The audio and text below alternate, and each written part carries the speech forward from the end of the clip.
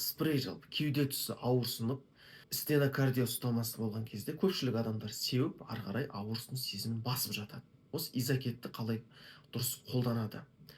Изокет жалпы жүрекке түсетін преднагрузканы, постнагрузканы азайтады, коронарлы артерияның қабырғасын кеңейтеді. Осының салдарынан жалпы қолданған кезде ауырсыну сезімін басады кеуде тұсында. Оны қалай дұрыс қолданып білу керек? Біріншіден, бір секпен кезде 3 ретке дейін ғана себеміз тіл астына. Ауырсыну басылған жоқ, қан қысымын бақылап отырып 5-10 минуттан кейін себеміз.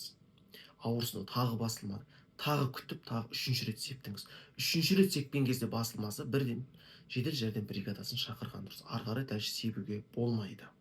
Жағдайларда шақыртуға барған кезде изокетті оңды солды себеді, артынша жалпы жедел коронарлы синдром кардиогенді шокпен асқынып жатады. Себебі ол қан қысымын түсіреді. Сол үшін де осындай препараттарға сақ болып, өте сақтықпен, мөлшерімен